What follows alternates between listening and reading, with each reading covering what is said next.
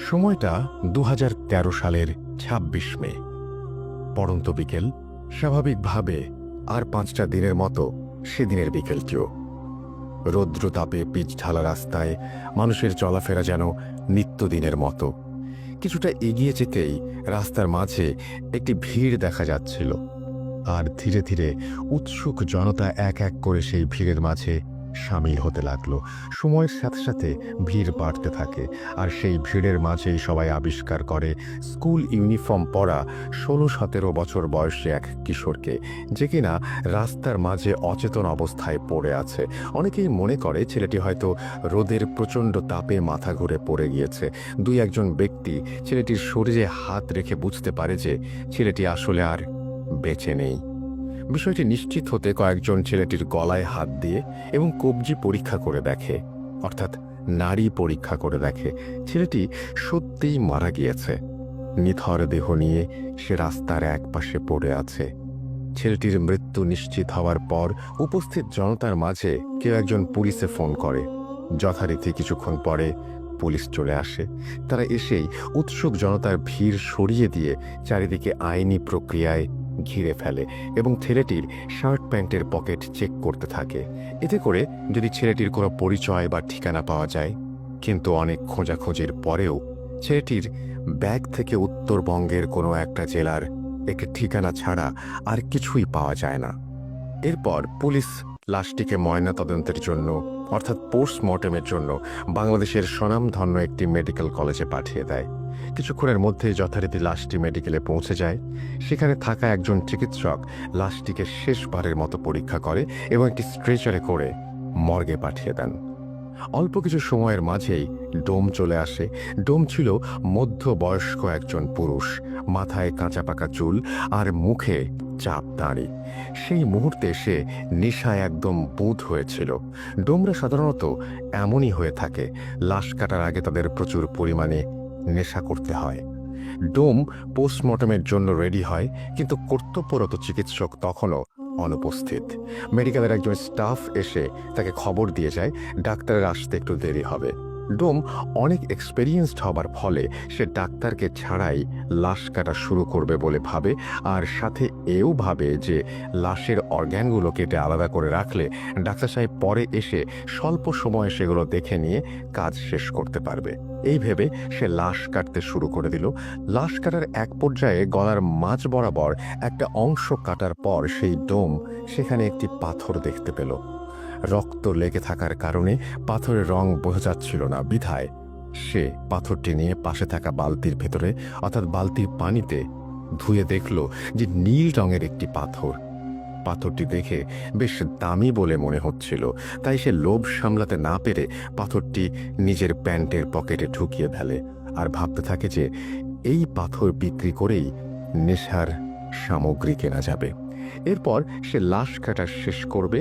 ঠিক এমন সময় কর্তব্যরত চিকিৎসক চলে আসেন মর্গে, আর অনেকটা সময় নিয়ে লাশের বিভিন্ন অর্গান চেক করে উনি ডমকে বলেন, ছেলেটির মৃত্যুর কারণ আমার বোঝা হয়ে গেছে, আপনি লাশের সেলাই সহ বাকি কাজ শেষ করে ফিরে যেতে পারেন, আমি বেরোচ্ছি। এই বলে ডাক্তার মর্গের রুম থেকে বেরিয়ে চলে যান, আর ডোম লাশটি সেলাই করছিল। এমন সময় সে এক পুরুষ কণ্ঠের করুণ সুরে কান্নার আওয়াজ শুনতে পায়। কান্নার আওয়াজটা এতটাই করুণ ছিল যে যে কোনো ব্যক্তির কানে গেলে কষ্টে তার বুক ফেটে যাবে। ডোম তার সেলাই থামিয়ে মনে মনে ভাবছিল, এত বছর ধরে এখানে কাজ করছি, আজ পর্যন্ত কিছুই শুনলাম না, আবার কিছু দেখলামও না, তাহলে হঠাৎ এমন কান্নার আওয়াজ কোত্থেকে আসছে? যাকে মনে হয় আজকে একটু বেশি নেশা করে ফেলেছি, তাই এসব ভুলভাল শুনছি। মনে মনে নিজের সাথে এসব কথা বলে ডোম তার লাশ সেলাইয়ের কাজে মনোযোগ দেয়। লাশ সেলাই প্রায় শেষ। ঠিক এমন সময় সে শুনতে পায় কোনো পুরুষ কণ্ঠ খুব সুন্দরভাবে তাকে বলছে, যেটা নিয়েছ সেটা দয়া করে ফেরত দিয়ে দিও, না হলে বড় ক্ষতি হবে। ডোম এই কথা শুনে সেলাই বন্ধ করে দেয় আর প্রচণ্ড ভয়ে ঘামতে থাকে। সে একটু সাহস নিয়ে জিজ্ঞাসা করে, কে কে কে কথা বলছে, কে? ডোমের কথা শেষ হবার আগেই সেই পুরুষ কণ্ঠ আবার বলে ওঠে, যা নিয়েছ ফেরত দিয়ে দিও, নইলে বড় ক্ষতি হবে। এবার ডোম আরো ভয় পেয়ে যায়, কিন্তু সে নিজেকে সান্ত্বনা দিয়ে ভয় কাটাতে শব্দ করতেই থাকে। হ্যাঁ হ্যাঁ হ্যাঁ, আজকাল তো একটু বেশি চড়িয়ে ফেলেছি, তাই এসব আওয়াজ শুনছি। সে একটু ভয়ে ভয়ে লাশ সেলাই করতে করতে ভাবে, এই পাথরটা বিক্রি করে নেশার জিনিস কিনবো, এটা আমি ঠিক নিয়ে যাব। এরপর সে আবার লাশ সেলাইয়ে মন দেয়। সেলাই শুরু করতেই তার মনে হতে থাকে মর্গের ভেতর সে ছাড়াও অন্য কারো উপস্থিতি আছে। তার কানের কাছে কান্নার সেই আওয়াজ যেন আরো স্পষ্টভাবে আসতে থাকে, আর একটু পরপর আওয়াজটা তার বাম কান থেকে ডান কানের দিকে, আবার ডান কান থেকে বাম কানের দিকে ঘুরতে থাকে। পরক্ষণেই কান্নার আওয়াজ থেমে যায় আর রুমটি একদম পিন ড্রপ সাইলেন্ট হয়ে যায়। হঠাৎ সেই নীরবতা ভেঙে আবারও ডোম শুনতে পায় কেউ রুমের 4টা কোণা থেকে একসাথে বলছে, ফিরিয়ে দাও, দয়া করে ফিরিয়ে দাও, ওটা নিয়ে যেও না এখান থেকে, ফিরিয়ে দাও। ডোম সব শুনে অস্থির হয়ে নিজেকে বলতে থাকে, সব ভুল, আমি ভুল শুনছি আমি।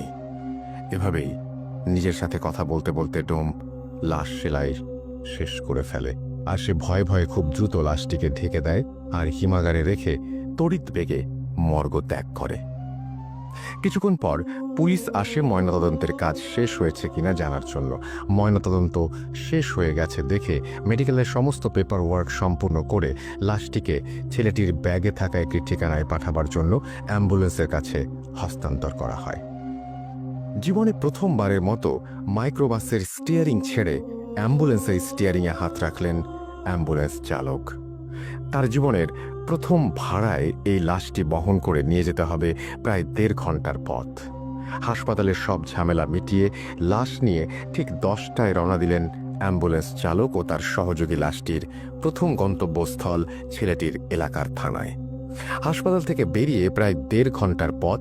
যতদূর চোখ যায় বিস্তৃত খোলা মাঠ আর ফসলি জমি, সাথে পাকা রাস্তার দুপাশে বড় বড় গাছের সারি। রাতে অ্যাম্বুলেন্সের হেডলাইটের আলোতে এক মোহনীয় পরিবেশ তৈরি হয়েছে রাস্তা জুড়ে। কিছু দূর যেতেই অ্যাম্বুলেন্স চালক একটা ক্ষীণ ফিসফিস শব্দ শুনতে পেলেন। ঠিক বোঝা যাচ্ছে না কে বলছে বা কি বলছে, ফিসফিস করে বলছে। তিনি আরো ভালোভাবে খেয়াল করলেন এবং শুনতে পেলেন পুরুষ কণ্ঠে একটা চাপা আর্তনাদ খুব করুণ সুরে ভেসে আসছে তার কানে। রাস্তার মাঝে যা কিছু ঘটে যাক না কেন, আপনি দয়া করে গাড়ি থামাবেন না। এই ফিসফিস শব্দ অ্যাম্বুলেন্সের চালক বেশ কয়েকবার শুনতে পেলেন। তিনি শব্দের উৎস খুঁজে না পেয়ে পাশে থাকা সহকারীকে বললেন, তুই কি কোনো ফিসফিস আওয়াজ শুনতে পাচ্ছিস? তার সহকারী অনেকটা অবাক হয়ে তার দিকে তাকিয়ে বললেন, কই না তো। অ্যাম্বুলেন্স চালক বললেন, আমার মনে হচ্ছে কেউ ফিসফিস করে কথা বলছে, রাস্তার মাঝে কোনোভাবেই গাড়ি থামাবেন না, এরকম, সাথে করুণ আর্তনাদ। এটা শুনে সহকারী বললেন, ভাই, এই রাতে নির্জন রাস্তায় বাতাসের শব্দ ছাড়া আর কিছুই নাই। আপনি নতুন নতুন অ্যাম্বুলেন্স চালাচ্ছেন, তাই হয়তো মনের ভুলে এই সব শব্দ শুনছেন। আমি তো কিছু ইস্যুটি নাই, এটা হয়তো আপনার মনের ভুল। আপনি নিশ্চিন্তে গাড়ি চালান, কোনো সমস্যা নেই, মাত্র তো এইটুকু পথ। সহকারীর কথা শুনে অ্যাম্বুলেন্স চালকও মনের ভুল ভেবে আবার স্বাভাবিকভাবে গাড়ি চালানো শুরু করেন। এভাবে কিছুক্ষণ গাড়ি চালানোর পর চালক খেয়াল করলেন অন্ধকারের রাস্তার দুপাশে দুজন মানুষ দাঁড়িয়ে হাত উঁচু করে সাহায্য চাইছেন। তিনি সেদিকে তাকাতেই অ্যাম্বুলেন্সের পেছনে থাকা ড্রাইভার আর রোগীর মাঝে যে জায়গাটা একটা জানালার মতো দেয়া থাকে, জানালায় টোকা দিয়ে আবার সেই পুরুষ কণ্ঠে কাঁদো কাঁদো গলায় গাড়ি না থামানোর জন্য অনুরোধ করতে লাগলেন। এবারে অনুরোধটা যেন একটু স্পষ্টভাবেই শুনতে পেলেন তিনি, কিন্তু তিনি খেয়াল করলেন তার পাশে থাকা হেল্পার খুব স্বাভাবিকভাবেই বসে আছে। সে রাস্তার দুজন লোককেও লক্ষ্য করছে না। তাই তিনি গাড়ি না থামিয়ে রাস্তার লোক দুজনকে পাশ কাটিয়ে সামনে চলে গেলেন। কিছু দূর গাড়ি চালানোর পরে চালক খেয়াল করলেন রাস্তার পাশে আবারও সেই দুজন লোক আগের মতোই হাত তুলে দাঁড়িয়ে সাহায্য চাচ্ছে। তবে এবার ব্যাপারটি চালক এবং হেল্পার দুজনেই একসাথে দেখে। ঠিক সেই সময়ে চালক আবার শুনতে পান সেই করুণ সুর, পুরুষ কণ্ঠ বলে চলেছে, আমি আপনাকে হাত জোর করে অনুরোধ করছি, দয়া করে গাড়ি থামাবেন না। চালক এবারও মনের ভুল ভেবে গাড়ি থামাতে চাওয়ার কথা হেল্পারকে বলে। হেল্পার বলে, ভাই গাড়ি থামিয়েন না, নির্জন রাস্তা, রাতে এমন করে অনেক ডাকাতি হয়। কিন্তু চালক একজন মহিলা মানুষকে সাথে দেখে তাদের কাছে গিয়ে গাড়িটা দাঁড় করালেন। চালক এবং হেল্পার খেয়াল করলেন রাস্তায় দাঁড়িয়ে থাকা লোক দুজন মাঝবয়সী পুরুষ এবং মহিলা। পুরুষ লোকটি এগিয়ে এসে জানালেন সম্পর্কে তারা স্বামী স্ত্রী এবং কিছুক্ষণ আগেই তার স্ত্রীর মা মারা গিয়েছেন, তাই রাস্তার পাশে দাঁড়িয়ে তারা যাওয়ার জন্য একটা গাড়ির খোঁজ করছিলেন। চালক ও হেল্পার এতক্ষণে মহিলার দিকে খেয়াল করে দেখলেন তার পরনে সুন্দর একটা গাঢ় নীল রঙের শাড়ি। চালক এবং হেল্পার দুজনেই বেশ অবাক হলো এই ব্যাপারটা দেখে। মহিলার মা মারা গিয়েছেন, অথচ তিনি এত সুন্দর করে গাঢ় নীল শাড়ি পরে এসেছেন। এবার পুরুষ লোকটি বললেন, ভাই এই মুহূর্তে একটা জরুরি কাজের জন্য আমি তার সাথে যেতে পারছি না, তাই দয়া করে আপনি ওকে পৌঁছে দিন, ভাড়া যত লাগে আপনাকে দেব। চালক তখন বললেন, কিন্তু সমস্যা হলো অ্যাম্বুলেন্সের সামনে তো কোনো জায়গা নেই, আর পেছনে কি লাশ। লোকটি চালকের কথা শেষ না হতেই বলে ওঠেন, আরে সমস্যা নেই, ও লাশের সাথে যেতে পারবে, ওর মা মারা গিয়েছে, এখন ওর মনের ভেতরে আর ভয় ডর বলতে কিছু নেই, আপনি দয়া করে ওকে নিয়ে যান। হেল্পার নেমে পেছনের দরজা খুলে দিলেন এবং মহিলা গাড়িতে উঠে বসলেন। লোকটাও ভাড়া মিটিয়ে উল্টো পথে হাঁটা শুরু করল। চালক আবার অ্যাম্বুলেন্স চালাতে শুরু করলেন। এভাবে কিছুক্ষণ গাড়ি চালানোর পর চালক এবং হেল্পার গাড়ির পিছনে একটা ধস্তাধস্তির শব্দ শুনতে পেলেন। মনে হচ্ছে পেছনে দুজন লোক গাড়ির মাঝে কিছু একটা নিয়ে কাড়াকাড়ি করছে। গাড়িটা যেন ধস্তাধস্তির কারণে একটু দুলছে এদিক ওদিক। সাথে সাথে চালক আবার শুনতে পেল সেই করুণ শব্দ। সেই পুরুষ কণ্ঠে আবারও কাঁদো কাঁদো গলায় কেউ বলে চলেছে, এ আপনি কাকে গাড়িতে ওঠালেন, দয়া করে গাড়ি থেকে নামিয়ে দিন, মহিলাকে নামিয়ে দিন। এত করুণ সুরে কাঁদতে কাঁদতে বলা হলো কথাটা যে উপেক্ষা করতে পারল না চালক। তখনও গাড়ির ভেতর হালকা ধস্তাধস্তির শব্দ হয়েই চলেছে। এর মাঝে রাস্তার পাশে গাড়ি থামিয়ে দিলেন তিনি। গাড়ি থামিয়ে দেওয়ার সাথে সাথেই পেছনের ধস্তাধস্তির শব্দটাও থেমে গেল। ঠিক তখনই পেছন থেকে রাগান্বিত কণ্ঠে মহিলাটি বলে উঠলেন, কি ব্যাপার, আপনি গাড়ি থামালেন কেন? চালক আমতা আমতা করে কিছু বলতে যাবেন, ঠিক সেই সময় মহিলা আরও ক্ষিপ্ত হয়ে বললেন, আপনাকে বললাম না আমার মা মারা গেছেন, তারপরেও আপনি এমন করে গাড়ি থামিয়ে রেখেছেন, দ্রুত চলুন। গাড়ি চালানো শুরু করার পরে আবার সেই ধস্তাধস্তির শব্দ। এক পর্যায়ে মহিলা পেছন থেকে বলে উঠলেন, গাড়ি থামান, আমি এখানে নেমে যাব। মহিলার কথা শুনে চালক গাড়ি থামিয়ে দিলেন। চালক এবং হেল্পার অবাক হয়ে খেয়াল করলেন রাস্তার দুপাশে কোনো বাড়ি ঘর নেই, দুপাশে শুধুই ফসলি জমি।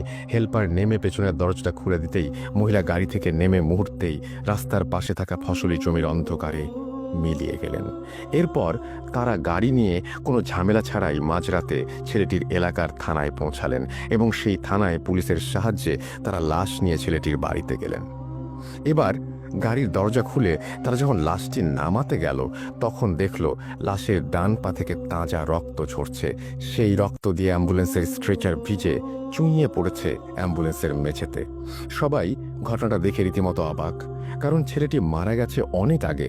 মৃত্যুর এতটা সময় পর এমনিতেই একটা মৃতদেহের রক্ত জমাট বেঁধে যায়, সেখানে মৃতদেহ থেকে এমন তাজা রক্ত পড়া সত্যিই ভয়ঙ্কর এবং প্রায় অসম্ভব একটা ব্যাপার।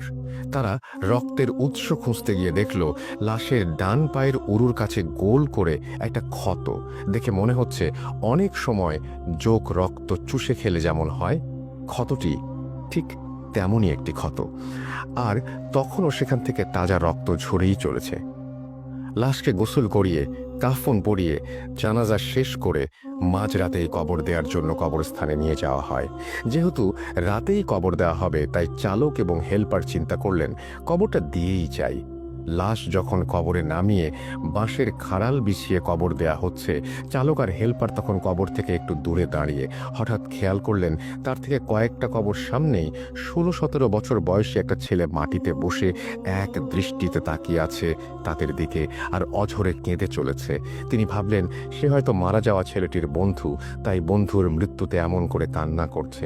কিন্তু একটু পরে খেয়াল করলেন ছেলেটি শুধু তার দিকেই তাকিয়ে কান্না করে যাচ্ছেন আর অন্য কারো দিকে তাকাচ্ছেন না। তিনি ভালো করে খেয়াল করে দেখলেন অন্য কেউ ছেলেটিকে দেখছেও না। ব্যাপারটা তখন বেশ ভয়ের আর অদ্ভুত লাগে তার কাছে।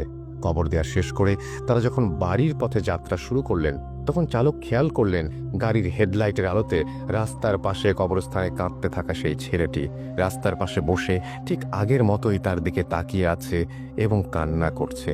সে কিছুক্ষণ পরপরই রাস্তার পাশে এমন করে ছেলেটিকে দেখছিল। চালক তখন অনেকটা ভয় পেয়ে যান।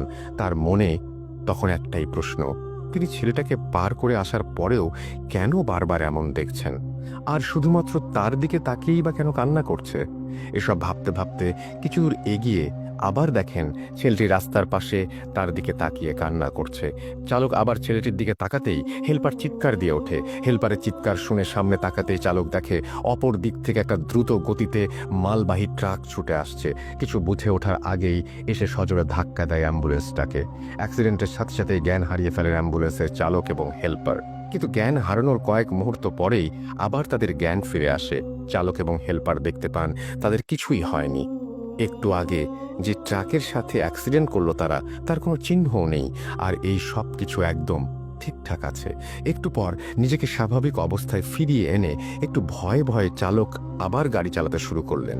আবারও একটু দূরে এসে তিনি খেয়াল করলেন আবারও সেই ছেলেটি রাস্তার পাশে বসে তার দিকে তাকিয়ে আছে আর একটানা কান্না করেই চলেছে। ছেলেটির দিকে তাকাতেই তারা আবার আগের মতো করেই অ্যাক্সিডেন্ট করলো। আবার কয়েক মুহূর্তের জন্য জ্ঞান হারানোর পর জ্ঞান ফিরে দেখেন সবকিছু ঠিক এবং স্বাভাবিক। এবার চালক হেল্পার প্রচণ্ড রকমের ভয় পেয়ে যান। গাড়ির চালক আস্তে আস্তে গাড়ি চালানো শুরু করেন। কিছুক্ষণ বেশ স্বাভাবিকভাবে আসার পর দুজনে খেয়াল করেন রাস্তার পাশে বিশাল এক গাছের ডাল ভেঙে পড়ে আছে তাদের অ্যাম্বুলেন্সের সামনে। এটা দেখে দুজনেই অ্যাম্বুলেন্স থেকে নেমে দৌড় দেয় সামনের দিকে। একটু সামনেই তারা দেখতে পায় একটা চায়ের দোকান, আর দোকানে কয়েকজন লোক বসে চা খাচ্ছে। তারা সেদিকে দৌড়ে গেলে লোকগুলো উঠে দাঁড়ায়। চায়ের দোকানি তাদের বলে, আপনারা রাস্তার মাঝে গাড়ি রেখে এভাবে দৌড়িয়ে আসছেন কেন? অ্যাম্বুলেন্স চালক তখন বলেন, দেখলেন না আমাদের গাড়ির উপর একটা গাছ ভেঙে পড়লো। চায়ের দোকানি সহ সবাই, অর্থাৎ বাকি সবাই তখন অবাক হয়ে তাদের দিকে তাকিয়ে আছে। দোকানি বলে, কোথায় গাছের ডাল ভেঙে পড়েছে? সবকিছু তো ঠিকই আছে। আমি দেখলাম আপনারা গাড়ি থেকে নেমে আসছেন, হঠাৎ কি হলো আপনি মাঝ রাস্তায় গাড়ি হার্ড ব্রেক করলেন, তারপর দুজন গাড়ি থেকে নেমে সোজা আমাদের দিকে দৌড় দিয়ে আসলেন। এই কথা শুনে চালক এবং হেল্পার দুজনেই পেছনের দিকে তাকিয়ে কোথাও কোনো গাছের ডালের চিহ্ন দেখতে পেল না। ফাঁকা রাস্তার মাঝে তাদের গাড়ি দাঁড় করানো, তারা বাকি রাতটা ভয়ে ভয়ে এই চায়ের দোকানে কাটিয়ে সকালে চলে গেল।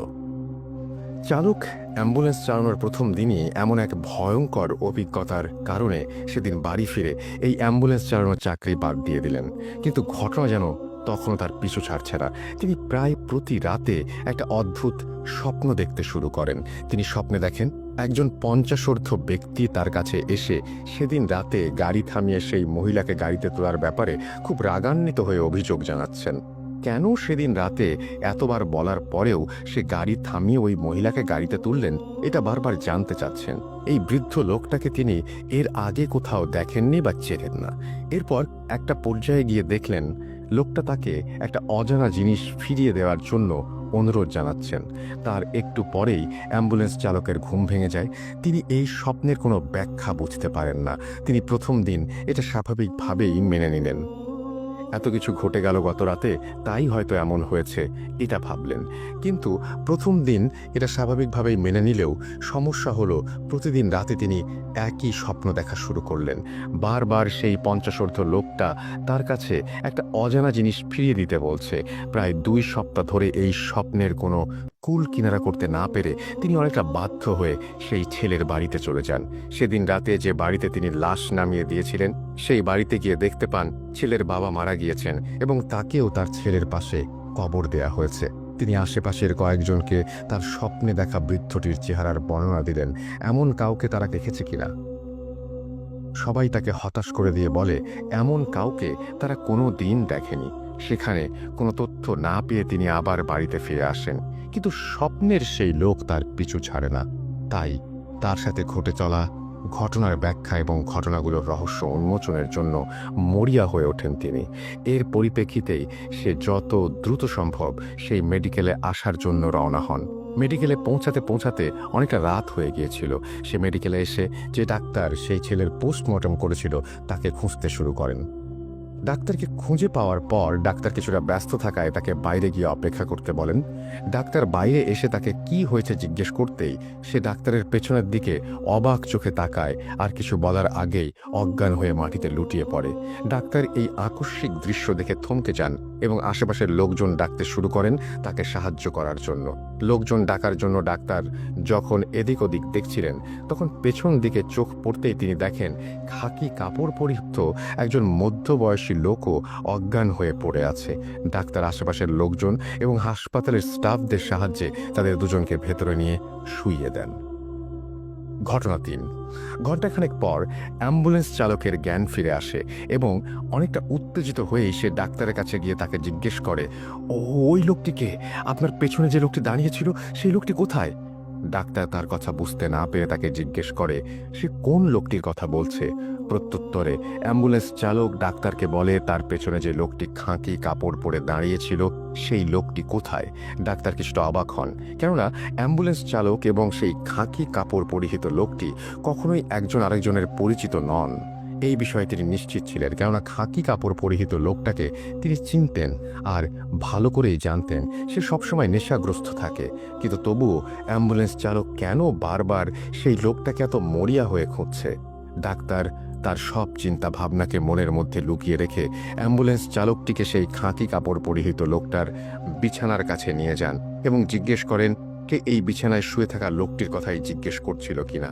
উত্তরে অ্যাম্বুলেন্স চালক হ্যাঁ বলেন এবং সেই লোকটির দিকে এক দৃষ্টিতে তাকিয়ে থাকেন এবং লোকটির পরিচয় জানতে চান। ডাক্তার তাকে জানায় বিছানায় পড়ে থাকা লোকটি এই হসপিটালের ডোম। ডাক্তার কোনো কিছু বুঝতে না পেরে অ্যাম্বুলেন্স চালককে সবকিছু খুলে বলার অনুরোধ করেন।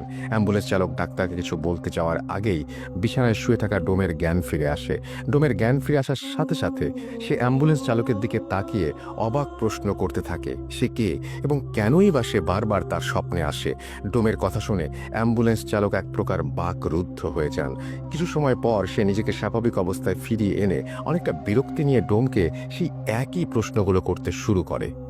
তাদের কথোপকথন শুনে ডাক্তার একরকম বোকা বনে যায়। অ্যাম্বুলেন্স চালক তখন ডোমকে প্রশ্ন করে সে কেন বারবার রাস্তায় গাড়ি থামাতে নিষেধ করেছিল। অ্যাম্বুলেন্স চালকের কথা শুনে ডোম রীতিমতো উত্তেজিত হয়ে যায় এবং সে অ্যাম্বুলেন্স চালককে উল্টো প্রশ্ন করে বসে। ডোমের প্রশ্ন ছিল কেন সে বারবার সেই পাথরটি ফিরিয়ে দিতে বলছিল।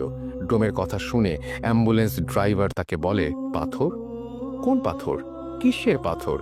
আমি কোনো পাথরের কথা জানি না। আপনি আমাকে কি যেন বলছিলেন তার কোনো কিছুই আমি বুঝতে পারছিলাম না, আমার মাথায় ঢুকছিল না।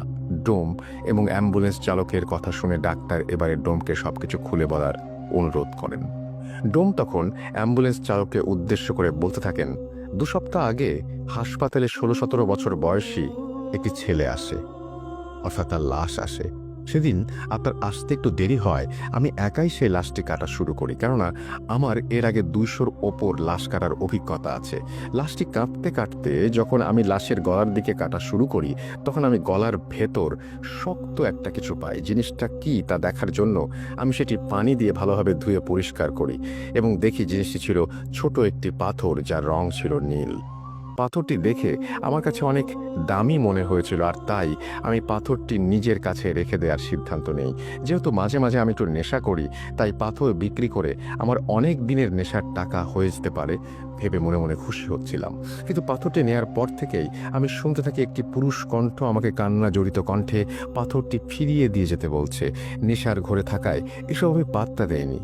লাশ কাটা শেষে বাড়ি ফিরে আসার সময় একটি স্বর্ণের দোকানে যাই পাথরটি বিক্রি করার জন্য। ভেবেছিলাম পাথরটির দাম হয়তো 30 থেকে 40,000 টাকা হবে। কিন্তু স্বর্ণের দোকানে যাওয়ার পর স্বর্ণকার আমাকে পাথরটির জন্য 5,000 টাকা দিতে চান। পছন্দ মতো দাম না পাওয়ায় আমি বাড়ি ফিরে এসে পাথরটি আমার ড্রয়ারে রেখে দেই। পরের দিন আমি অন্য আরেকটি স্বর্ণের দোকানে যাই এবং সেখানেও পাথরটির জন্য 5,000 টাকা দিতে চাই। এবারে আমি অন্য কোনো কিছু না ভেবে পাথরটি বিক্রি করে দেই 5,000 টাকাতেই। পাথরটি বিক্রি করে মনে মনে কিছুটা খুশি হই, কেননা সেই মুহূর্তে 5,000 টাকাই আমার জন্য অনেক টাকা ছিল। পাথর বিক্রি করে সেই টাকা থেকে আমি বাসায় আবার 300 টাকা খরচ করি এবং বাসায় এসে ঘুমানোর আগে আমার ড্রয়ারে 4,700 টাকা রেখে দেই। পরের দিন সকালে আমি যখন বাইরে যাওয়ার জন্য ড্রয়ার খুলে টাকা নিতে যাই, তখন আমি দেখি ড্রয়ারে কোনো টাকা নেই, আর টাকার জায়গায় সেই নীল পাথরটি রাখা। এই দৃশ্য দেখে আমি প্রচণ্ড রকমের অবাক হয়ে যাই এবং পাথরটি কিভাবে আমার ড্রয়ারে ফিরে এলো এটি নিয়ে ভাবতে থাকি। কিন্তু আমার মাথায় কোনো কিছুই আসছিল না, কেননা পাথরটি আমি নিজে না নিয়ে এলে কোনোভাবেই এখানে আসার সম্ভাবনা নেই। তবুও আমার স্ত্রীকে ডেকে জিজ্ঞেস করি কেউ এসে পাথরটি দিয়ে গিয়েছিল কিনা। পরক্ষণেই আবার মনে পড়ে আমি তো কাউকেই আমার বাসার ঠিকানা দেইনি, তাহলে এই পাথরটি কেউ এসে কিভাবে দিয়ে যাবে। এসব ভাবতে ভাবতে আমি আবার পাথরটি বিক্রি করতে আগের স্বর্ণের দোকানে যাই। স্বর্ণের দোকানে যাওয়া মাত্রই স্বর্ণকার এবং দোকানের অন্য লোকজন আমাকে একরকম বেঁধে ফেলে। আমি তাদের কাছে কারণ জিজ্ঞাসা করলে তারা বলে আমি নাকি গতকাল রাতের বেলা তাদের দোকানের সামনে গিয়ে স্বর্ণকারকে ফোন দেই এবং তাকে পাথরটি ফিরিয়ে দিতে বলি, এবং পাথর ফিরিয়ে না দিলে আমি নাকি দোকান ভাঙচুর করব হুমকি দেই। স্বর্ণকার ওই রাতেই দ্রুত এসে আমাকে পাথরটি ফিরিয়ে দেওয়ার পর আমি নাকি তাকে 4,700 টাকা দেই, আর স্বর্ণকার বাকি 300 টাকা কোথায় জানতে চাইলে আমি নাকি স্বর্ণকারকে দুটো চড় মেরে সেখান থেকে পাথরটা নিয়ে চলে আসি। স্বর্ণকারের কথা বিশ্বাস না করায় সে আমাকে তার দোকানের সিসিটিভি ফুটেজ দেখাতে চায়, আর আমিও রাজি হয়ে যাই। কিন্তু অবাক করা ব্যাপার হলো সেদিন রাতের কোনো ফুটেজই ক্যামেরায় ধরা পড়েনি। এরপর আমি স্বর্ণকারকে বুঝিয়ে শুনিয়ে পাথরটি আবার তাকে দিয়ে 4,700 টাকা নিয়ে বাসায় চলে আসি। বাসায় ফিরে আসার আগে আমি আবার সেই 300 টাকা খরচ করেছিলাম। ঘুমানোর আগে আমি টাকা ড্রয়ারে রেখে দিয়েছিলাম এবং সকালে উঠে আবারও পাথরটি নিয়ে আবার স্বর্ণকারের কাছে যাই। এবারে স্বর্ণকার আমাকে তার কয়েকজন লোক দিয়ে মারধর করতে শুরু করে।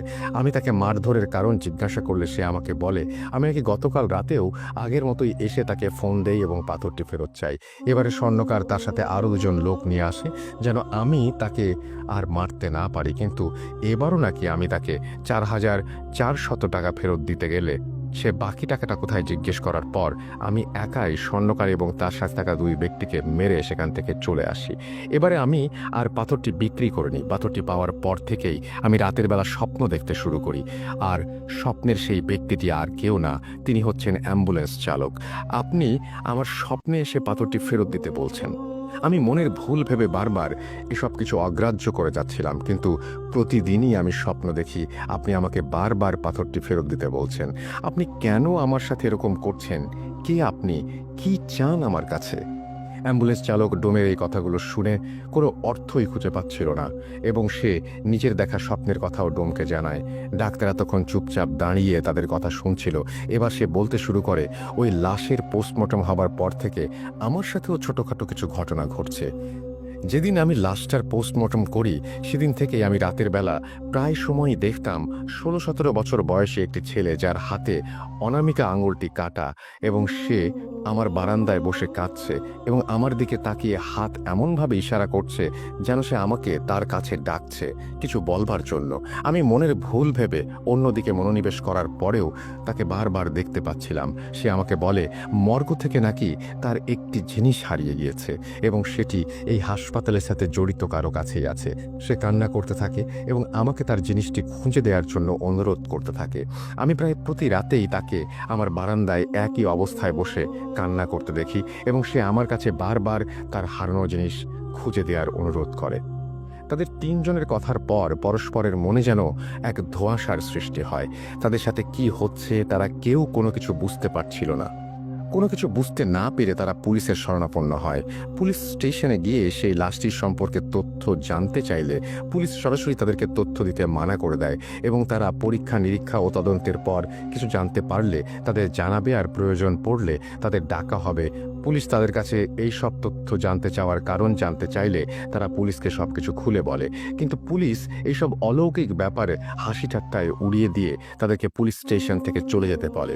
এরপর তারা সকলেই নিজ নিজ বাসায় চলে যায়। তবে অদ্ভুত ব্যাপার হলো, সেদিনের পর থেকে অ্যাম্বুলেন্স চালক এবং ডাক্তারের সাথে আর কোনো ধরনের কোনো ঘটনা ঘটেনি, কিন্তু সেদিন থেকে ডোমের জীবন শুরু হয় এক বিভীষিকাময় কালো অধ্যায়ের। বাড়িতে ফিরে আসার পর ডোম আবার স্বপ্ন দেখতে শুরু করে। এবারে সে স্বপ্নে গাঢ় নীল শাড়ি পরিহিত মহিলাকে দেখতে পায়। মহিলা তাকে বারবার সেই অ্যাম্বুলেন্স চালককে একটি জিনিস দিতে নিষেধ করে এবং বলে যদি সে অ্যাম্বুলেন্স চালককে জিনিসটি দেয় তাহলে নাকি অনেক বড় ক্ষতি হবে। কিছুক্ষণ পর সে আবার স্বপ্নে দেখে অ্যাম্বুলেন্স চালকটি তার স্বপ্নে এসে তার কাছে কিছু একটা চাচ্ছে এবং বলছে যদি সে জিনিসটি তাকে না দেয় তাহলে নাকি সেই গাঢ় নীল শাড়ি পরিহিত মহিলা এসে তার অনেক বড় ক্ষতি করবে। কিন্তু ডোম কিছুতেই বুঝতে পারছিল না সেই মহিলা এবং অ্যাম্বুলেন্স চালক তা কি চাচ্ছে। অ্যাম্বুলেন্স চালক এবং সেই মহিলাটি ডোমের কাছে আসলে সেই পাথরটিই চাচ্ছিল, কিন্তু সে কিছুতেই ভেবে পাচ্ছিল না তারা তার কাছে আসলে কি চাচ্ছে। ডোম কেন সেই পাথরটির কথা মনে করতে পারছিল না সেই বিষয়ে আমি কিছুক্ষণ পরেই আসছি। এরপর থেকে ডোম প্রতিদিনই একই স্বপ্ন দেখতে থাকে। নীল শাড়ি পরিহিত মহিলা বারবার তাকে সে সাবধান করে দিচ্ছিল এবং তার কাছে জিনিসটি চাচ্ছিল, আর এটাও বলছিল জিনিসটা তাকে না দিলে সে তার অনেক বড় ক্ষতি করবে।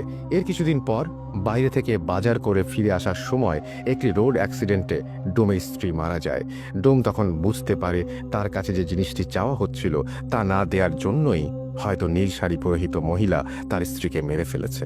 ডোমের স্ত্রী মারা যাওয়ার পর তার স্ত্রীর জানাজা পড়িয়ে দাফন করা হয়। কিছুদিন পর ডোমের স্ত্রীর কোলখানির দিন রাতে স্বপ্নে দেখে সেই শাড়ি পরিহিত মহিলাটি তার কাছে এসে জিনিসটি চাচ্ছে এবং বলছে এখনো সময় আছে, জিনিসটা আমাকে দিয়ে দে।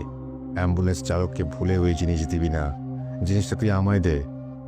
আর যদি তুই আমাকে জিনিসটা না দিস তাহলে তোর মেয়েকে হারাতে হবে, আমি চাইলে তোকেও মেরে ফেলতে পারি। এই স্বপ্ন দেখে ভয়ে ডোমের ঘুম ভেঙে যায় এবং সে ভাবে তার মেয়ের যেন কোনো ক্ষতি না হয়, তাই সে আর মর্গের কাজে যাবে না। এরপর সে সারাদিন বাসায় নিজের মেয়ের সাথে থাকতে শুরু করে। কিন্তু কিছুদিন পর কোনো এক দরকারে ডোম তার মেয়েকে নিয়ে বাসা থেকে বের হয়। দরকার শেষে মেয়ের সাথে কথা বলতে বলতে যখন বাসায় ফিরছিল তখন হুট করেই যে স্থানে ডোমের স্ত্রীর অ্যাক্সিডেন্ট করে মারা গিয়েছিল সেই একই স্থানে আসার পর সে তার মেয়ের কোনো একটা আওয়াজ শুনতে না পেয়ে যখন পেছন ফিরে তাকায় তখন সে দেখে তার মেয়েও সেই একই জায়গায় রোড অ্যাক্সিডেন্ট করেছে এবং সাথে সাথে সেখানেই মারা গিয়েছে। এই দৃশ্য দেখে সে হতবাক হয়ে যায়, তার মাথা একেবারেই যেন কাজ করা বন্ধ করে দেয়। বুকের ভেতরে চাপা কষ্ট নিয়ে ডোম তার মেয়েকে দাফন করে বাসায় ফিরে আসে। সেদিন রাতে এসে সেই নীল শাড়ি পরিহিত মহিলাটিকে স্বপ্ন দেখে ডোম।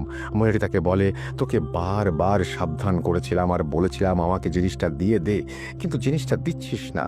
আবারও বলছি আমাকে জিনিসটা দিয়ে দে, তোর স্ত্রী সন্তানকে মারতে পারলে আমি তোকেও মারতে পারি, কথাটা মাথায় রাখিস। তোর পরিবার তো শেষ হয়েই গিয়েছে, কিন্তু তুই মারা গেলে তো সবই শেষ। আমি চাইলে তোকে মারতে পারি, কিন্তু তোকে আমি মারছি না, কারণ আমার দরকারি জিনিসটা তোর কাছেই আছে। বাঁচতে চাইলে জিনিসটা আমাকে দে, আর খবরদার জিনিসটা অ্যাম্বুলেন্স চালককে দিবি না। ডোমের এই স্বপ্ন দেখা শেষ হওয়ার সাথে সাথেই সে আবার স্বপ্নে অ্যাম্বুলেন্স চালককে দেখতে পায়। অ্যাম্বুলেন্স চালক তাকে বলে জিনিসটা দয়া করে আমাকে দিয়ে দিন, আপনার পরিবারের দুজন সদস্য ইতোমধ্যে মারা গেছে, আপনি যদি বাঁচতে চান তাহলে জিনিসটা আমাকে দিয়ে দিন দয়া করে, সেই মহিলা আপনাকেও মেরে ফেলবে। কিন্তু ডোম কিছুতেই বুঝতে পারছিল না তার স্বপ্নে দেখা দুজন ব্যক্তি তার কাছে কি চাচ্ছে আর সে কিভাবেই বা সেই জিনিস তাদেরকে দেবে। এসব চিন্তা তাকে প্রায় পাগল করে ফেলে। তাই সে একদিন তার বন্ধুর কাছে তার সাথে ঘটে যাওয়া ঘটনাগুলো শেয়ার করে। ডোমের বন্ধু তার কথা শুনে এক হুজুরের সাথে দেখা করার পরামর্শ দেয় এবং বলে তার নাকি একজন পরিচিত হুজুর আছে, সে চাইলে নাকি তার বন্ধু তার সাথে দেখা করিয়ে দেবে। ডোম তার বন্ধুকে সেই হুজুরের সাথে দেখা করিয়ে দেওয়ার কথা বলে, কেননা সে এসব আর সহ্য করতে পারছিল না। পরের দিন সকালে ডোমের বন্ধু তাকে ফোন দিয়ে বলেন তার এলাকার মসজিদের ইমামের সাথে তিনি কথা বলেছেন এবং ইমাম সাহেব ডোমের সাথে বিকেলে দেখা করতে চেয়েছেন। বিকেলের দিকে ডোম একটু ঘুমিয়ে পড়ে এবং স্বপ্নে সেই মহিলা তার সামনে হাজির হয় এবং তাকে বলে না না না না, ভুলেও এই কাজ করিস না, ওই হুজুর তোর কোনো উপকার করতে পারবে না, বাঁচতে চাইলে জিনিসটা আমাকে দে, আর এই হুজুরের সাথে দেখা করতে যাস না, কোনো লাভ নেই। স্বপ্ন দেখে ভয়ে ডোমের ঘুম ভেঙে যায়। সে ভাবে যত দ্রুত সম্ভব তার হুজুরের সাথে দেখা করা উচিত। এই ভেবে ডোম খুব দ্রুত বাসা থেকে বের হয় হুজুরের কাছে যাবার উদ্দেশ্যে। কিন্তু রাস্তায়, যেখানে তার স্ত্রী এবং মেয়ের ওর অ্যাক্সিডেন্ট করে মারা গিয়েছিল, সেখানেই কাকতালীয়ভাবে তার সাথেও একটি দুর্ঘটনা ঘটে এবং সে পায়ের হাঁটুর নিচ থেকে পুরো অংশ চিরকালের জন্য হারিয়ে ফেলে। রাস্তার আশেপাশে থাকা মানুষজন তাকে ধরাধরি করে হাসপাতালে নিয়ে যায়। আর হাসপাতালে থাকা অবস্থায় ডোম স্বপ্নে দেখে সেই নীল শাড়ি পরিহিত মহিলা তার স্বপ্নে এসে তাকে বলছে, তোকে মানা করেছিলাম হুজুরের কাছে যেতে, তোর এই ভুলের জন্য তুই নিজেই নিজের ক্ষতি করে বসলি। তোকে আগেও বলেছি আমি চাইলে তোকেও মেরে ফেলতে পারি, কিন্তু আমার অতি প্রয়োজনীয় জিনিসটা তোর কাছেই আছে। আমি তোকে এই জন্য মারছি না, জিনিসটা আমাকে দিয়ে দে। অ্যাক্সিডেন্টের পর ডোম প্রায় 3 দিনের মতো হাসপাতালে থাকে। এরই মধ্যে ডোমের সেই বন্ধু তার অ্যাক্সিডেন্টের খবর পেয়ে দ্রুত মসজিদের সেই ইমাম সাহেবকে নিয়ে হাসপাতালে চলে আসে। ইমাম সাহেব এসে ডোমের সাথে কি কি ঘটেছে বা ঘটে চলেছে তার সবকিছু জানতে চাইলে ডোমটাকে সবকিছু খুলে বলে। ঘটনা 4। ডোমের কাছ থেকে সবটা শোনার পর ইমাম সাহেব তাকে সান্ত্বনা দিয়ে সাময়িক সময়ের জন্য বাইরে বেরিয়ে আসেন। কিছুক্ষণ পরে তিনি ভেতরে গিয়ে যা বলেন তা শুনে সবাই প্রায় বাকরুদ্ধ হয়ে যায়। তিনি ডোমের বন্ধুকে ডেকে বলেন, আপনার বন্ধুকে কালো জাদু করা হয়েছে। শুধু তাই নয়, এই মুহূর্তে তার অবস্থাও খুব একটা ভালো নয়। যতটা তাড়াতাড়ি সম্ভব তার চিকিৎসার ব্যবস্থা করতে হবে। এরপর তিনি ডোমের কাছে গিয়ে বলেন, আপনার বাড়িতে কোনো পাথর আছে? নীল রঙের পাথর? ইমাম সাহেবের এই প্রশ্ন শুনে ডোম রীতিমতো হকচকিয়ে যান, কারণ ঘটনাগুলো বিস্তারিতভাবে বললেও তিনি ইমাম সাহেবকে নীল পাথরের কথাটি বলেননি। তাহলে তিনি পাথরটির ব্যাপারে কিভাবে জানলেন? কথাটি ভাবার সময় ইমাম সাহেব যখন আবারও তাকে এই প্রশ্ন করেন, তখন ডোম সবটা শুরু থেকে বলতে থাকেন। ডোমের কাছ থেকে পাথরের ব্যাপারটি শুনে ইমাম সাহেবের কপালে হালকা চিন্তার ছাপ দেখা যাচ্ছিল। এদিকে ছুটি কাটিয়ে ডাক্তার উৎপল বিশ্বাস যখন হাসপাতালে এসে জানতে পারলেন সেই ডোম অ্যাক্সিডেন্ট করেছে, তখন তিনি তার কেবিনে গিয়ে ইমাম সাহেবকে দেখতে পান। তিনি ডোমের বন্ধুর কাছ থেকে সবটা শোনার পর বুঝতে পারেন ঘটনা অন্যদিকে মোড় নিয়েছে। তাই তিনি ইমাম সাহেবের কাছে গিয়ে নিজের সাথে ঘটে যাওয়া এবং সেই অ্যাম্বুলেন্স চালকের সাথে ঘটে যাওয়া ঘটনাগুলো এক এক করে বলতে শুরু করেন। ডাক্তারের কাছ থেকে সবকিছু শোনার পর ইমাম সাহেবের আর বুঝতে বাকি রইল না যে আসলে কি ঘটতে চলেছে। তাই তিনি আর দেরি না করে ডাক্তারের পারমিশন নিয়ে ডোমকে বাড়িতে নিয়ে যান। তিনি যখন ডোমের ঘরে পা রাখেন, ঠিক তখনই তিনি বুঝতে পারেন সেই বাড়িতে ঢুকতে অদৃশ্য কোনো একটি শক্তি তাকে বাধা দিচ্ছিল, যেটা কিনা তার থেকেও অনেক শক্তিশালী। তাই তিনি নিজের এবং ডোমের ও তার বন্ধুর শরীর বন্ধ করে প্রবেশের চেষ্টা করেন। তবুও শুধুমাত্র ইমাম সাহেবের ক্ষেত্রেই এক প্রকার বাধা অনুভব হচ্ছিল। পরবর্তীতে ইমাম সাহেবের ভাষ্য মতে ব্যাপারটি ছিল ঠিক দুটি চুম্বক সমমেরুর মতো। দুটি চুম্বকের সমমেরু যেভাবে একে অপরকে বিকর্ষণ করে, ঠিক তেমনি ইমাম সাহেবকে ডোমের বাড়িতে ঢুকতে দেওয়ায় বাধা প্রদান করা হচ্ছিল। পরিস্থিতির অবনতি হতে পারে ভেবে তিনি ডোম এবং তার বন্ধুকে ভেতরে পাঠান পাথরটি নিয়ে আসার জন্য। কিন্তু ঘরের ভেতর গিয়ে পাথরটি হাতে নেয়ার সাথে সাথেই দরজাওয়ালা আপনা আপনি বন্ধ হতে শুরু করে। ইমাম সাহেব নিজের মতো করে চেষ্টার পরেও পরিস্থিতি অনুকূলে আনতে না পারায় তিনি ওস্তাদের সাথে যোগাযোগ করেন এবং তার সাহায্য নিয়ে ডোম ও তার বন্ধুকে ঘর থেকে বের করে আনেন। তবে তখনও তিনি পাথরটি হাতে নিতে পারছিলেন না। কোনো একটি অদৃশ্য শক্তি পাথরটি তার হাতে নিতে বাধা সৃষ্টি করছিল। কিন্তু আল্লাহর কালামের ওপর তো আর কিছু নেই। তাই বিভিন্ন তদবিরের মাধ্যমে তিনি পাথরটি নিয়ে একটা সাদা বাক্সে বন্দি করে নেন।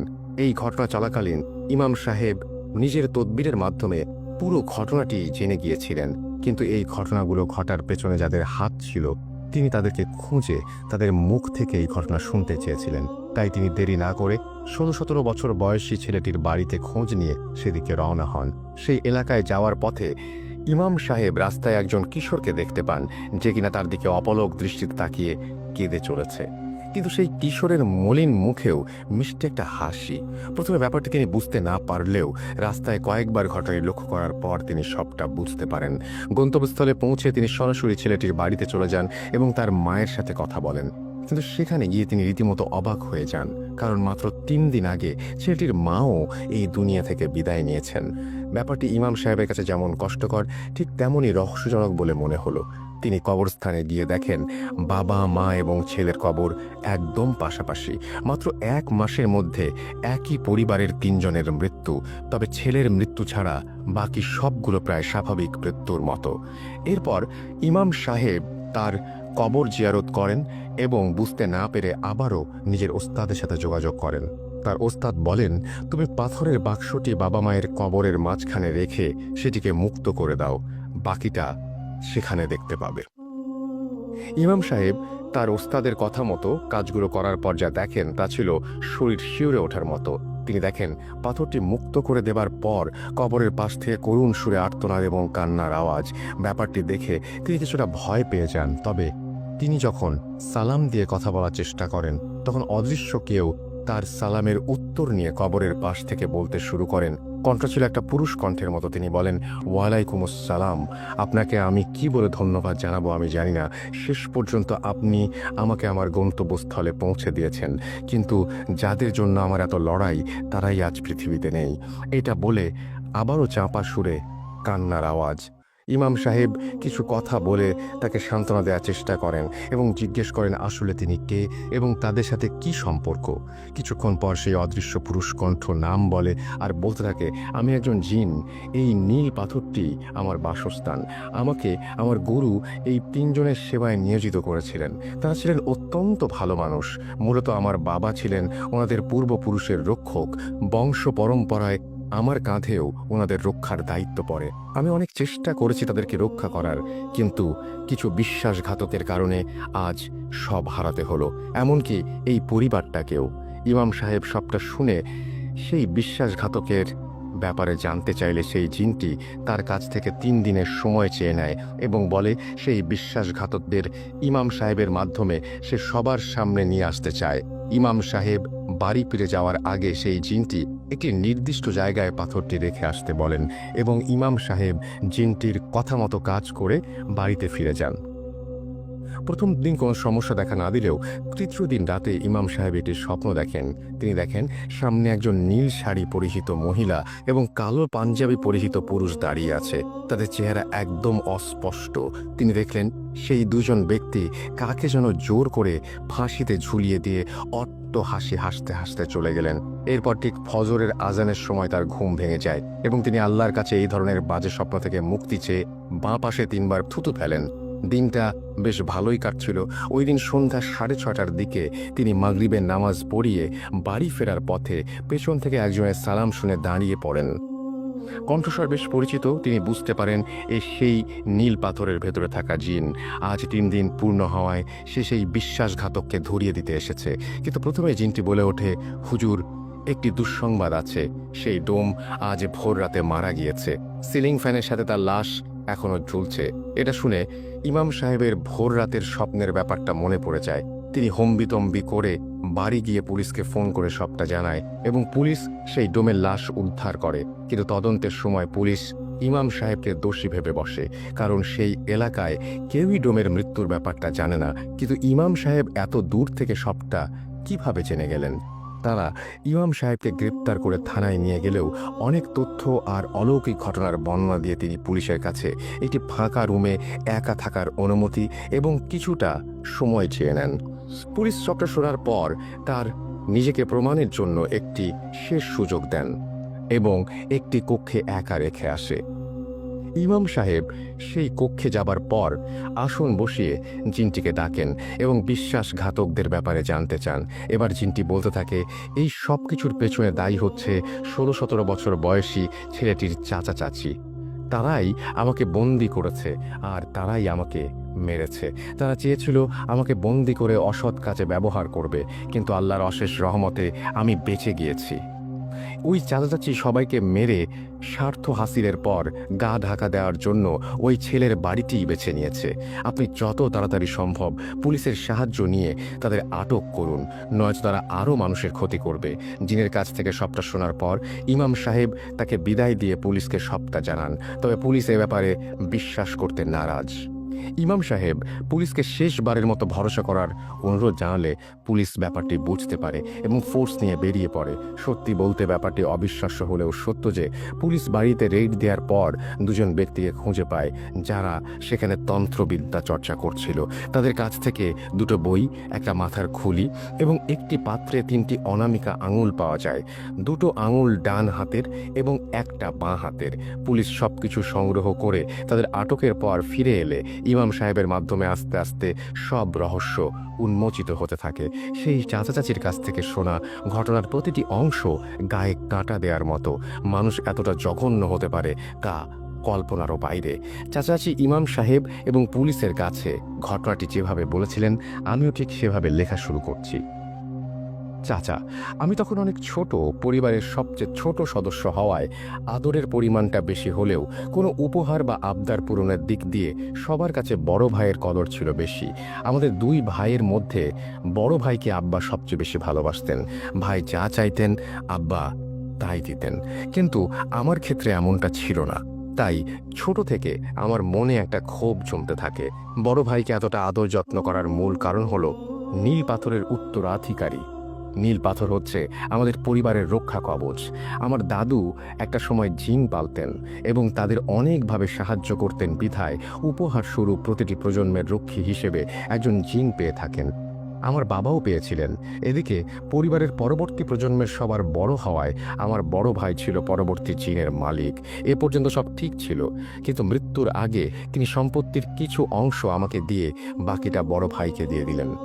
তার ধারণা ছিল যেহেতু তার মৃত্যুর পর বড় ভাই আমার দেখাশোনা করবেন, সেহেতু সম্পত্তির বড় অংশটুকু তার কাছে থাক। কিন্তু ব্যাপারটি আমি একদমই মেনে নিতে পারিনি। আমি অনেকভাবে সম্পত্তি হাতানোর চেষ্টা করেছি, কিন্তু সেই নীল পাথরের জিনের কারণে সম্ভব হয়ে ওঠেনি। এরপর ভাইয়ের বিয়ে হয়, একটা ছেলে সন্তানও হয়। এরপর আমারও বিয়ে হয়। বিয়ের পর আমার স্ত্রীকে দেখতাম সে বিভিন্ন মন্ত্র পড়ে অসুস্থ মানুষকে সুস্থ করে তুলত। তাই আমিও তার কাছ থেকে বিষয়গুলো শুনে আগ্রহী হয়ে শিখতে থাকি। একটা সময় আমরা দুজনই কবিরাজি শুরু করে দেই এবং শক্তিশালী মন্ত্র শিখে চর্চা করতে থাকি। এদিকে আমার ভাতিজাও বড় হতে থাকে এবং আবারও সম্পত্তি পাওয়ার আশা শেষ হতে থাকে, কারণ আমার কোনো ছেলে মেয়ে নেই। সম্পত্তি এবং নীল পাথরের ভাগিদার সে একাই। তাই এই ব্যাপারে আমি আমার স্ত্রীর সাথে আলোচনা করলে সে ভাতিজাকে আমাদের দোকানে নিয়ে আসতে বলে। সেখান থেকে আমরা কবিরাজির মাধ্যমে মানুষকে সুস্থ করে দিতাম। আমিও বড় ভাইয়ের সাথে কথা বলে ভাতিজাকে শহরে পাঠিয়ে দিতে বলি এবং ভালো স্কুলে পড়াবার আশ্বাস দেই। বড় ভাই আমাকে বিশ্বাস করে ভাতিজাকে পাঠিয়ে দিলে আমি রোজ স্কুল শেষে তাকে দোকানে নিয়ে বসাতাম এবং আমাদের কাজগুলো দেখিয়ে তাকে আকৃষ্ট করার চেষ্টা করতাম। এমনই একদিন আমাদের পরিকল্পনায় আমরা সফল হই। আমার ভাতিজা মন্ত্র পাঠ করে অলৌকিকভাবে মানুষকে সুস্থ করার বিষয়ে অনেকটা আগ্রহী হয়ে যায় এবং আমাদের কাছে কবিরাজি শিখতে চায়। এটাই ছিল আমাদের মোক্ষম সুযোগ। কাজ শেখানোর নাম করে কিছুদিন পর আমরা তাকে নিয়ে 3 দিনের জন্য গোসল করতে মানা করে দেই এবং ঘরের লাইট বন্ধ করে দরজা আটকে বসে থাকতে বলি, আর ওর বাবা মায়ের সাথে কথা বলতে মানা করে দেই। আমাদের মূল উদ্দেশ্য ছিল ওর ওপর জিনের আসর করিয়ে ওর নামের সম্পত্তিগুলো অন্যদের নামে লিখিয়ে নেয়া। কিন্তু 3 দিন কেটে যাওয়ার পরেও আমাদের তন্ত্রবিদ্যায় কোনো কাজই হচ্ছিল না। এটা দেখে আমরা দুজন বেশ অবাক হয়ে যাই। আমরা বিষয়টি ভেবে কোনো কুল কিনারা করতে পারছিলাম না, কারণ এই নিয়মে চললে জিনের আসর থেকে বাঁচা সম্ভব নয়। তাহলে ও কিভাবে বেঁচে গেল? এটা ভাবতে ভাবতেই আমার মনে একটা প্রশ্ন জাগে, আচ্ছা নীল পাথরটা ওর কাছে নেই তো? কথাটি ভেবে আমার বুকটা কেঁপে ওঠে। তাই পরের দিন সকালে ও স্কুলে চলে গেলে আমি আর আমার স্ত্রী পুরো ঘর তন্ন তন্ন করে খুঁজে ওর আলমারির ওপরে একটা বাক্সে নীল পাথরটা খুঁজে পাই। ব্যাস, আর কি চাই? এতদিনে আমাদের সব স্বপ্ন, সব ইচ্ছে পূরণ হতে চলেছে। মনে মনে কথাগুলো ভাবতে ভাবতেই আমি পাথরটি নিয়ে বেরিয়ে পড়ি। এরপর প্রায় 1 সপ্তাহের চেষ্টায় আমরা পাথরটির ভেতরে থাকা জিনকে কাবু করতে সক্ষম হই এবং তাকে নিজের বশে এনে কুফরি করতে করতে রক্ষক থেকে ভক্ষকে পরিণত করে দেই। ওকে এমনভাবে কুফরি করা হয়েছিল যে ওর নিজের প্রতি আর ওর নিজের কোনো কন্ট্রোল ছিল না। আমরা ওকে পাথরে আটকে পাথরটি অদৃশ্য করে আবার ভাতিজার পানির বোতলে ঢুকিয়ে দেই।